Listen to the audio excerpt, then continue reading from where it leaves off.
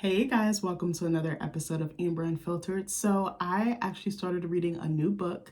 I'm gonna give you the title in a second, but there was something specific in the book that really caught my eye, and I'm only like 2 chapters in, but I wanted to share it with you because I was like, I wonder if other people feel this way. But before I do that, don't forget to like, comment, and subscribe. Also, if you want to cash out me at AmberUnfilteredShow, that'd be greatly appreciated. So the new book that I started, I think I found this. There's a group that I'm in, I think on Facebook. Did I see it on there? I don't even remember where I saw it. I'm sorry. There's a group that I'm in. It's called Black Girls Read Books Too or something like that. One of my friends, I think Kareen, shout out to you, sis. I love you. She recommended me in it, but you have to be like invited in and then the admin has to like approve you, the kind of like those groups. And I'm pretty sure I saw it on there. If not, I probably saw it on maybe I saw it on my Kindle because I just finished something on my Kindle. So maybe it was from there. I don't remember where I seen it or no. Now this is blowing me. This is bothering me. Okay, maybe not. I think either I saw it on, I told you guys I read a lot of different articles. Like every day I go on Google and I just read a bunch of different articles like every single day on my phone just to get like tea and just like read and learn, that type of thing. But I feel like I saw on like a list of really good books of 2024. It was either on Google or Goodreads has one too. And I feel like it popped up on both lists and I was like, okay, let me give this a shot. So this one is called The Townsend Family Recipe for Disaster. The cover is so gorgeous, and if you notice, a novel is written in the freaking mac and cheese like casserole dish, and I was just like, I'm dying.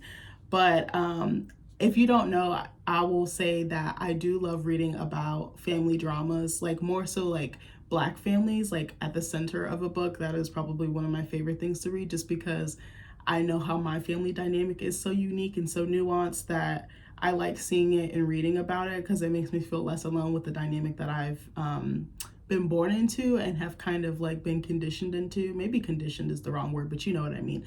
Acclimated to is the right word. So I saw this. I think I had seen it a couple of times and I was like, I think I want to come back to it. But it is by Shauna Robinson. I'm not sure. I'm thinking this might be her debut novel, but I might be wrong. Did I say novel? Debut novel, sorry. So I'm gonna read the inside of the jacket that has the little like synopsis on it. So Mae Townsend has always dreamed of connecting with her estranged Black family in the South. She grew up picturing relatives who look like her, crowded dinner tables and bustling kitchens. Oh God, I cannot read. I'm sorry. Let me start over. I'm so sorry. Mae Townsend has always dreamed of connecting with her estranged Black family in the South. She grew up picturing relatives who look like her, crowded dinners, bustling kitchens, and of course, the Townsend family barbecue, the tradition that kept her late father flying to North Carolina year after year, despite the mysterious rift that always required her to stay behind. But as Mae's wedding draws closer, promising a future of always standing out among her white in-laws, suddenly not knowing the Townsends hits her like a blow. So when news arrives that her paternal grandmother has passed, she decides it's time to head south. What she finds is a family in turmoil, a long-standing grudge intact, a lost mac and cheese recipe causing grief, and a family barbecue on the brink of disaster. Not willing to let her dreams of family slip away, Mae steps up to throw a barbecue everyone will remember, for better or for worse. I also, let me back up too, I also love homecoming stories, like when a Black man or woman has to return home and kind of face some generational trauma and kind of like rectifying that. Some really good books that I've read that talk about that. Miss Pearlie's Girls. Oh my God, that was one of the best books I've ever read in my entire life. And I told you I'll read a lot. I don't read as much as I normally do, but that one was so fucking good. I told you guys I'm in a book club with 2 of my aunts and one of my best friends. We kind of had like rotating people, but then a lot of people just weren't reading the books and it kind of became like just the core group, like the 4 of us. But I remember I had seen that book and I don't remember who picked it. I think my aunt or somebody picked it. And it is a very heavy book. It has some very triggering material in it, but just I love when someone unearths like family secrets and they're forced to reconcile and deal with it. I think that's something that a lot of Black families unfortunately, I don't want to say now, but I think back in the day didn't do, like previous generations. Again, not trying to shit on them, but a lot of it was covered up, hidden, swept under the rug, shoved in the back closet, and then it comes to light. I feel like that saying, what's done in the dark comes to the light or will come to the light. I feel like that's a very key saying, especially for our community. I don't know why I love these books, and it's ironic because my birth mom is actually from the South. And, I feel like we've had our own like family dramas and I don't want to say secrets, but Yeah, maybe it could be secrets, but family things that are very heavy that were kind of once hidden, but now they've resurfaced. And it's something that resonates with me, and I eventually want to write something to this effect. I'm trying to think what other books. There's so many now. Of course, I can't effing think of any, but there's so many books that touch on this, and I just adore reading them. These and like anything like in the Caribbean, like a woman being from the Caribbean and kind of being Americanized, but also like coming of age in the Caribbean. I don't know why those are like my two favorite things to read. I could read them all day fucking long. It used to be poetry, but now it's this. So anyway, I told you guys I'm 2 chapters in, and this book hit me. Like, I don't know why. I just immediately started crying, like maybe about 20-25 pages in. And I was like, bitch, what is wrong with you? Get it together. So the main character, like I said, her name is May. She's mixed. Her mom is white and her dad is black. But her dad's family did not support it. So he kind of is the only one that goes back and forth to see them or has some type of relationship with them. She's never met them. She's been kept away. We don't know why. Obviously, we're going to lead into that. But what's interesting is that she is on the road to getting married. She's engaged, you know, to a guy outside her race. He's white. Her husband's white. She keeps her in-laws at like surface level, and I feel like she code switches and she's trying to assimilate and be like the perfect daughter-in-law to be. And I was like, oh my God, I can kind of resonate with that, maybe in a different way, because my in-laws never made me feel like this. But I feel like sometimes I have to kind of tone down my blackness, or maybe I don't want to say that, but I definitely tone down my flavor. I tone down my, because I don't want to be too much. I know that Black people, we tend to have very like bold personalities, and there's absolutely nothing wrong with that. But I just wanted them to like me, and I didn't want them to think I was like ghetto or anything like that. So I definitely could relate to her on that. And also how the wedding planning process was. I was like, oh my God, there's so many things that I'm relating to her on. And I was like, I hate to say this, but I feel so seen, because I genuinely do. I was like, oh my God, I was her. But my in-laws, again, they've never done anything to make me feel like an outsider or anything. I think it's just like paranoia and just my own fears and like insecurities and anxieties. Again, nobody's doing anything. It's just, I'm telling you how I feel. But also, it's interesting because her future in-laws are helping to plan the wedding, and they're well off. And that's something I could relate to. I don't want to say like my in-laws are like rich, like beyond compare, but like, you know, they've made a good living for themselves. They've worked so hard. I can't take that away from them. But I was like, oh my gosh, I've never been this close to somebody who's been this established before. Not to say that anybody in my family hasn't been. They've all worked really hard, but it's a different dynamic, I think. But that actually made me relate to the character. And I feel like there was a scene where she's like making the seating chart, and she didn't know where to put people. And I definitely had that struggle too, because I had invited my birth brother and his wife, and then I had pretty much my whole adopted family.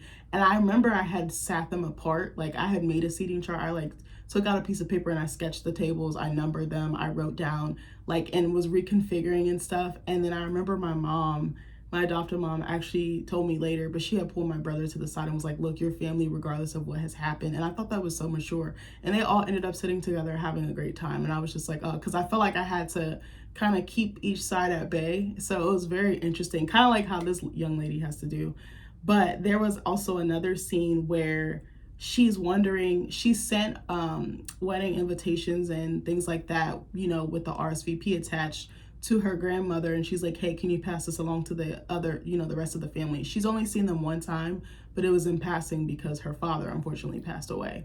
So she doesn't have really any rapport or anything with them like that. So there's one cousin that she was really close with named Sierra, and she's kind of like virtually stalking her just to see, you know, what she's up to, but also trying to see if she's actually going to come to the wedding or if she's going to mention it. So there's a scene where she's looking at her page again, and her cousin is a baker. She can cook and bake her ass off. And there's a scene where she's talking about, she looks at this post of her cousin Sierra making banana pudding, or there's like a finished photo of the banana pudding. And it made me think of when my birth mom would make banana pudding. And I was like, that is such a Black dessert. I know it wasn't made by us, but I was like, we've somehow flipped it and made it our own, which I feel like we're very good at doing. I actually looked it up before I did the video, and it says it came from like the South, and it was like a trifle originally. I don't know if you guys know what a trifle is. I want to say it's almost like a pudding or a mousse, but it's layered. Like, you can put cakes, You can put like fruit and different like fillings and things like that in there. But that's how it started, and then it kind of elevated to like basically a dessert lasagna, or a lasagna dessert, if that makes sense. But yeah, I was thinking about that and how that was one of my favorite desserts. And the ironic part is I don't like bananas. Like, I don't like banana flavor. I don't like bananas or anything. I never have. I've even tried them again as an adult. Because they say your taste buds change every 7 years, but they also say your taste change in general. Like, something you might not have liked as a kid, you love as an adult. Like, I used to hate onions. Onion me up, baby. Slather me. I want it coming from my pores, bitch. I want to be like a sponge. I just want to soak it all in. Oh my God, I love onions so much. I used to not like tomatoes like that either. Like, I liked ketchup, but like tomatoes like diced in a salad or on a sandwich. I used to hate it. Now I'm like, oh my God, the juice of the beef and the tomato, it just makes like the perfect pair. But I was thinking about when my birth mom would make the banana pudding, and she would make half with bananas and half without because she knew I didn't like them. And I was just thinking about my childhood memories tied to that dessert, and how food is very like ancestral or spiritual for us. I feel like I'm about to cry, but that, even though my childhood was difficult, I had some good moments. And something that I actually really connected with my birth mom, even though I told you we've had a very tense relationship, was baking. Actually, my dad was more of the cook. Like, he could cook his ass off. He can still cook his ass off, but she was more of the baker. Like, she could cook, she could do both. And we used to do Sunday dinners as well, and like soul food, and that just made me think about that. And me and her would spend hours in the kitchen baking. I remember we would go to like Neiman Marcus, and they had this like baking like mix or whatever for like these very specific chocolate chip cookies that we used to make, and we loved those. Like, we would tear those up. Brownies, anything you can think of, me and her were in the kitchen just making. And we didn't have the crazy, we didn't have the biggest kitchen. It was like an apartment kitchen, so think of two little women just squeezed in there. Like, but that was like some of my fondest memories. And I was thinking about how many Black people like actually eat banana pudding and enjoy it, and it's such a treasured dessert. I don't know, it just kind of got to me. But she was saying in the caption, her cousin was saying in the caption that, this is a dessert that my grandma taught me how to make. She was like, she passed away, and I made this as soon as I got the news, because it was like a way to be connected to her. And I was thinking about, when I cook, a lot of the times I do feel like a connection to my ancestors, not to get all like whatever, but I feel like I could just feel them like smiling down on me, or just a connection. Like, they would have probably been doing the same thing. A lot of us are very good at cooking, unfortunately, because of the days of enslavement, and they were forced into cooking, cleaning, and tilling the land and stuff like that. But I was just thinking about how it's almost like coded in us or in our blood to cook. Cooking is our love language. I definitely feel like cooking, baking, or anything of that nature. But I was also thinking about, damn, I wish I had a grandma to learn recipes from. Unfortunately, there was so much tension and estrangement. I told you, somewhat between my parents and I, but then them with their parents as well.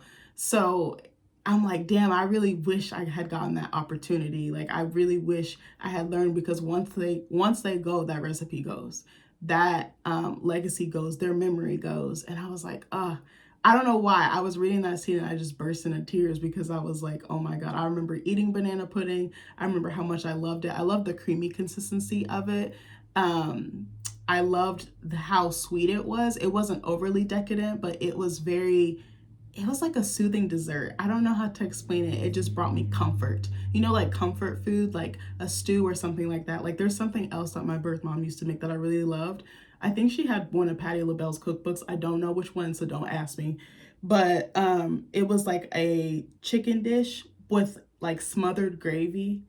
Oh my God, it would make my eyeballs crisscross. And it just, again, a lot of my favorite or most fond memories involve food. I know that sounds so fat. Like, obviously, I know we need it for nutrition, but connecting with someone over a good meal, some of my favorite memories, I just remember eating really good food, having a good time, having good conversation, having good company, bonding, togetherness, unity. And I don't know, this book just pulled that out of me, and I was like, I need to talk about this to somebody. So I was like, I'll talk about it with you guys. I don't know where I was going with this, but let me know, what are some of your favorite desserts that you grew up eating?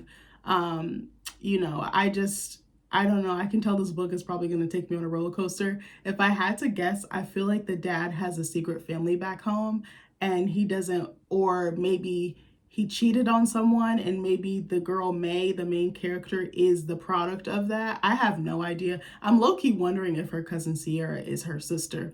I don't know. I'm just having like my speculations, but I don't know. I just really wanted to talk about that for a moment with you guys because it was on my heart. But hopefully you guys like this video.